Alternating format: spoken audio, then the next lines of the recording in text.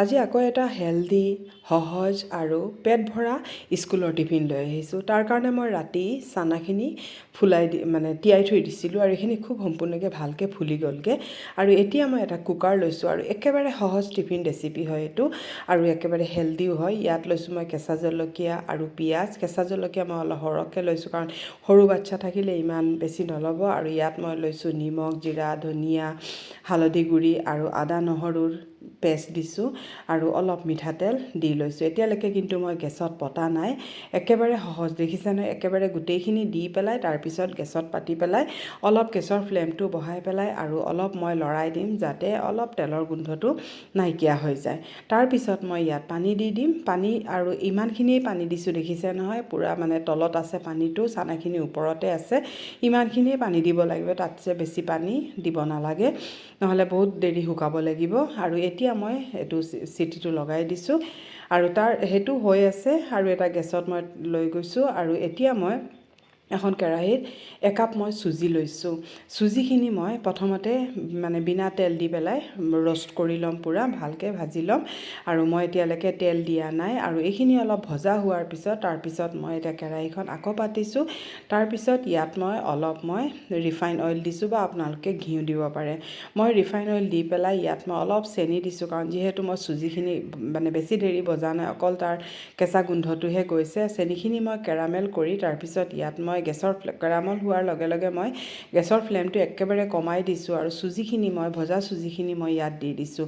দি পেলাই আৰু অলপ ভাজি ল'ম। আৰু দেখিছেনে একেবাৰে কম তেল দিছোঁ কাৰণ ল'ৰা ছোৱালীৰ স্কুলৰ টিফিন বনাওঁতে আমি খুব চাই চিতি বনাব লাগে আৰু একেবাৰে কম তেল দিছোঁ। এনেইতো চুজিৰ হালোৱা বনাওঁতে বহুত তেল পৰে, কিন্তু মই একেবাৰে কম তেল দিছোঁ কাৰণ যিহেতু ল'ৰা ছোৱালীয়ে স্কুলত খাব বা ব্ৰেকফাষ্টতো আপোনালোকে এইটো বনাব পাৰে।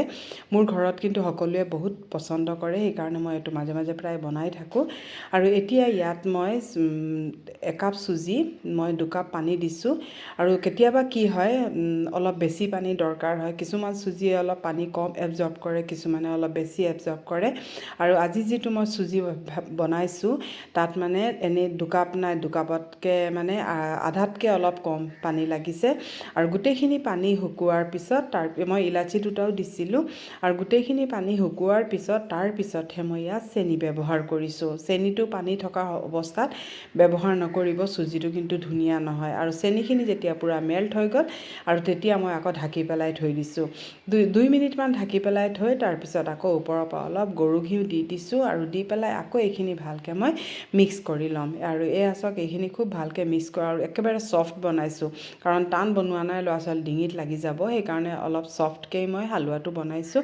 আৰু এতিয়া চাওক চানাখিনিও আমাৰ বইল হৈ গ'লগৈ আৰু এতিয়া অলপ পানী আছে। এতিয়া গেছৰ ফ্লেমটো একেবাৰে হাই কৰি দিছোঁ, দি পেলাই এইখিনি অলপ লৰাই দিছোঁ যাতে পিঁয়াজখিনি অলপ ভাঙি যায়গৈ। আৰু এতিয়া মই ইমান বেছি মছলাও ইয়াত ব্যৱহাৰ কৰা নাই, দেখিছে নহয়।